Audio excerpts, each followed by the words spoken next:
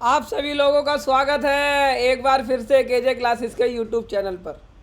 हाँ जी, थंबनेल आपने बिल्कुल सही पढ़ा।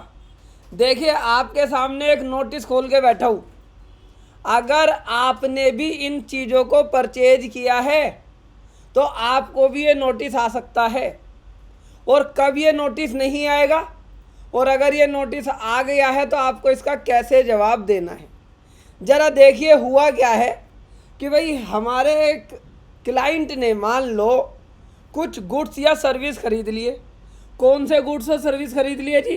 वर्क कॉन्ट्रैक्टर की सर्विस ले ली, इलेक्ट्रिकल गुड्स खरीद लिए, लकड़ी का सामान खरीद लिया, हार्डवेयर का सामान खरीद लिया, पेंट का सामान खरीद लिया।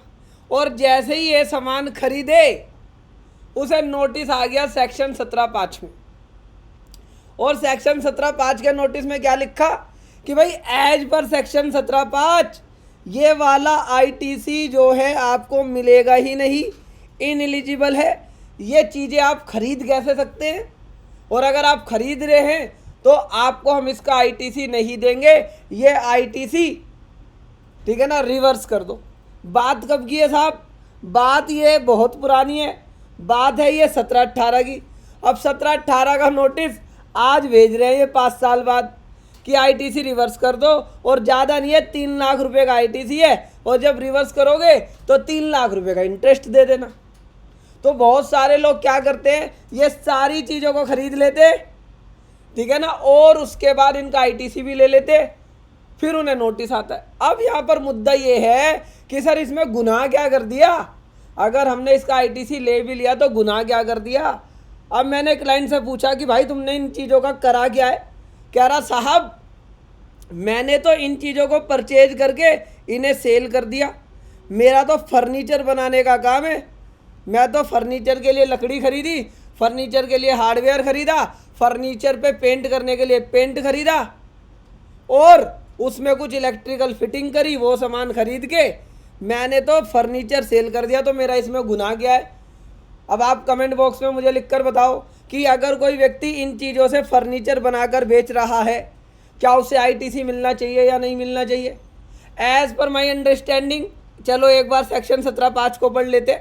सर हम पे तो समय नहीं होता इन सारे सेक्शनों को पढ़ने का, तो टेंशन मत लो। अगर तुम पे पढ़ने का समय नहीं होता तो सुन लो। कहाँ से सुनोगे? केजे क्लासेस का ऐप डाउनलोड कर लो प्ले स्टोर पर जाकर, वहाँ पर फ्री कोर्स है, वहाँ से जाकर सुन लो। कोर्स अच्छा लग रहा है तो पेड ले लो। तो सेक्शन 17(5) में मैं क्या बोलता हूँ, आपको क्या सुनना है?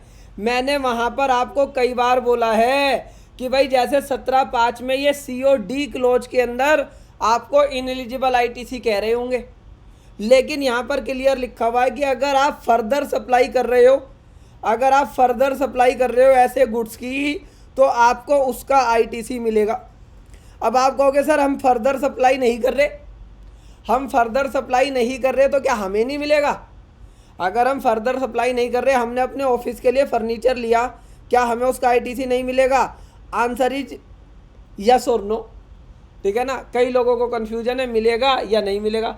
तो यहाँ पर मैंने तुम्हारे को अपने कोर्स के अंदर एक चीज़ बताई है कि भाई इस बात को समझो, अगर आपने कोई इलेक्ट्रिकल सामान लिया, आपने कोई हार्डवेयर का सामान लिया, किस चीज़ के लिए? अपने ऑफिस की रिपेयर एंड मेंटेनेंस के लिए, अपने ऑफिस की रिपेयर एंड मेंटेनेंस के लिए सामान लिया, और आप अगर उसे प्रॉफिट एंड लॉस में डेबिट कर देते हैं, अगर आप उसे प्रॉफिट एंड लॉस में डेबिट कर देते हैं तो आपको उसका आईटीसी मिलेगा। लेकिन अगर आप उसे कैपिटलाइज कर देते हैं, अगर आप उसे क्या कर देते हैं?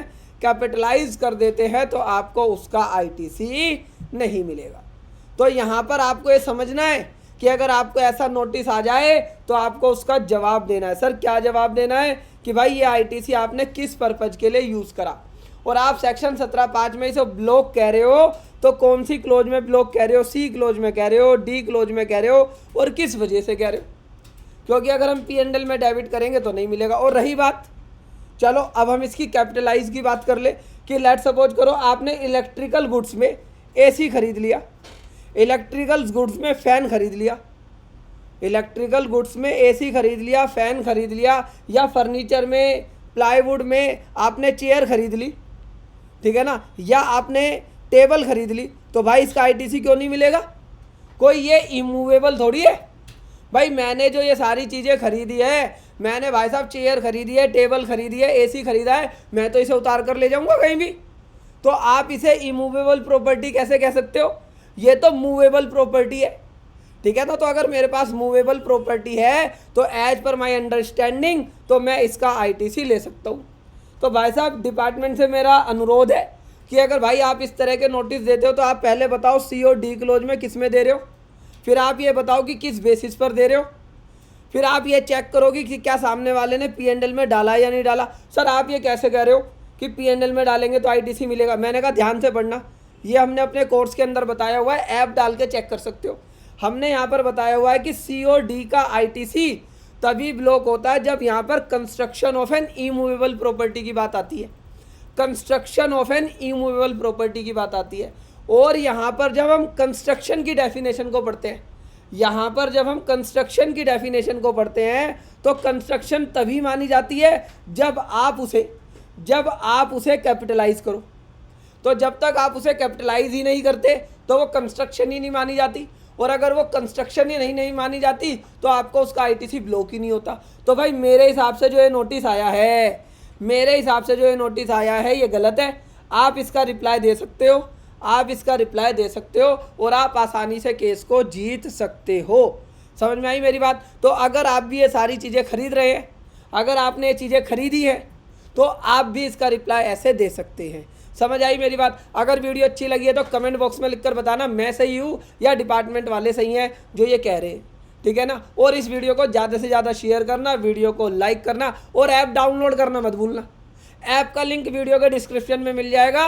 प्ले स्टोर पर जाकर फटाफट से टाइप कर दो केजे क्लासेस, वहाँ पर ऐप मिलेगा। फ्री कोर्स है भाई साहब, फ्री कोर्स है 10 घंटे का, आराम से देखो, मज़ा आ जाए 10 घंटे में। फिर पेड कोर्स ले लो, पेड कोर्स वहाँ पर है, लाइव कोर्स भी वहाँ पर है, ठीक है ना जी। और हाँ, GSTR 9 और 9C के लिए वेबिनार हो रहा है हमारा, फटाफट से इस वेबिनार में एनरोल करा लो। और कोई व्यक्ति कहाँ पर है, अगर उत्तराखंड देहरादून के आसपास है तो भाई मैं उत्तराखंड देहरादून आ रहा हूँ 2 दिन आप लोगों से मिलने, 1 अक्टूबर और 2 अक्टूबर को। तो अगर आप मिलना चाहते हैं तो हमारी टीम से कॉन्टैक्ट करें, ठीक है। बोधि ग्राम में आपसे मिलेंगे। इस वीडियो को देखने के लिए आपका दिल से धन्यवाद। Thank you for watching.